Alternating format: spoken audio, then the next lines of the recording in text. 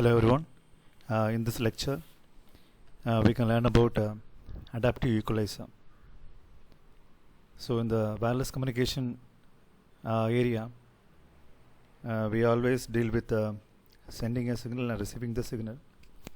So when this is the case, then we need to consider certain things when radiating a signal and trying to receive it. And while receiving the signal, we always try to receive the signal with high quality. And now in this content, the main part is what is the need for equalizer, and also how an equalizer operate, that is an adaptive equalizer, how that operates. So now we can see about the need for equalization. So we know that when we pass a signal from one place to another, so the signal will be propagating on the way to the receiver. So the media we have is wireless media. So due to the distortions, due to the profile situation, and due to the nature of the environment, there is a chance to happen some distortion in the signal. So these distortions will be introducing some amplitude and delay variations. When amplitude of the signal is getting some variation, that means our data will be getting some error. The data is corrupted. So this kind of distortions we need to minimize, and also we can say that this type of distortion will lead to the term that is intersymbol interference. So we can say the intersymbol interference caused by the multipath in the band limited time dispersive channels, because since the signal is actually undergoing reflection, scattering, and because of these all obstacles at the receiving side, we can able to expect time dispersive components. These were actually the multipath. So certain frequency areas in the spectrum, and that will be actually undergoing this kind of distortions, and because of this we can able to find errors, that is bit errors. So ISI, that is recognized as the major obstacle in the data communication, or we can say high speed data communication, that is concerned with the mobile radio systems. So in a simple way, if you want to say about what is equalization, it can be referred as any signal processing operation that minimizes intersymbol interference. So the ISI is a major factor here, and to compensate for the channel distortions, we need equalization. So for that purpose only we are using equalizers. And one nature of the equalizer is the equalizers must be adaptive, so that we can able to adjust the channel variations, and accordingly based on the channel modulations we found in the signal, we can able to alter, we can able to adapt the changes, and we can able to expect or we can able to extract the correct output. And coming to say about this adaptive equalizer, here automatically it makes its functions. So the adaptations are actually carried out automatically in order to suppress these drawbacks caused by the distortions. So it is used with coherent modulations such as phase shift keying, and mitigating the effects of the multipath, and also Doppler spread. And operating modes of the adaptive equalizer, here we can say two categories. One is training, one is tracking. In the training, a fixed length training sequence, there is a binary random sequence of bit pattern will be sent to the receiver. So the receiver's equalizer will be making setting or getting tuned for this. So the further data if you send, that can be able to correctly get synchronized to the receiver. So that we can say the training sequence is typically a zero random binary bit pattern. Then immediately after sending this training sequence, the user data will be sent. The user data here, the main thing is we have only the data contents, and the adaptive equalizer at the receiver utilizes some algorithm adaptive algorithms like least mean square algorithm, so to evaluate the channel, and it will estimate the filter coefficients to compensate. So here weights are the filter coefficients. The weights we found in the equalizer structure, these are actually the filter coefficients. And also the filter approximates the equalizer transfer function.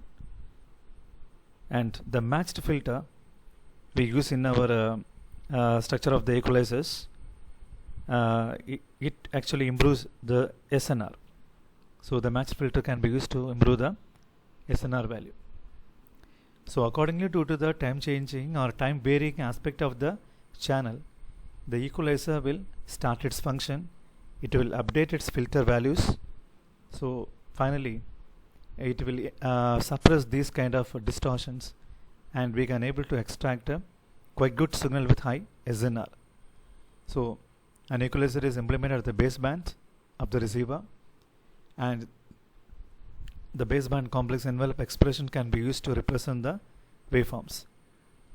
And based on the channel response, based on the demodulated signal, the adaptive equalizer algorithms will be made and implemented. So here we can see about a communication system with an adaptive equalizer.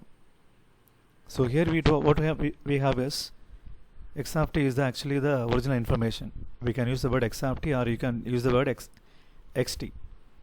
And f of t, that is a combined complex impulse response of the transmitter, channel, and the RF and IF sections of the receiver. Because as we know, in communication systems, there are a set of blocks which make its own function. The overall functionality will be combined, and finally we can able to get the expected output in the receivers. So the signal will be expressed in the form mathematically as x of t convolution f star of t plus nb of t. So the converging function, for that only we are using the convolution operation, and the input signal should be getting converged with the overall impulse response, and then channel and RF and IF sections, and for that only we are representing these all contents. And then after this we can able to say noise nb of t. nb of t is the noise added on the time of its function. So here in this diagram you can able to understand the adaptive equalizer. So x of t is the input, and it is given before transmitting. We do the certain modulations with non-return to 0 or return to 0 or whatever format is prescribed. Then that will be made as the radio channel ready to send, and that will be passed on to the RF front end. Then it will be taken to the IF stage or IF amplifier. Then it will be given to the detector, that is matched filter will be there. The matched filter filter out some noise contents, and it will help to keep up the level of the SNR. Then it is now given for the summing up with a percentage of noise, and we are getting the output, that is y of t. So now this output will be fed to the adaptive equalizer. And here what is the main part is these were the equalization functionality area. So this is the sections where we can found how the equalizer operates, or we can say in equalizer what happens. So here what is the main thing is, before normally feeding the data to the decision maker, the estimated value of the received data, that is d cap of t, so estimated value, that will be compared with the actual thing, that is d of t. So d cap of t will be compared with the d of t, and we find that what is the difference in that one. So and find the difference which provide the error signal. So the difference in between this actual output and this desired signal output, d cap of t, and this difference will bring out the term, that is e of t, and which provides the which is called as error signal. Then this is actually called as a predicted error, and the predicted error is actually given to the equalizer. And now after the equalizer adjusts the filter coefficients, the d of t and d cap of t will be again verified, and once it found that d of t is equal to d cap of t, then that will be taken as the output.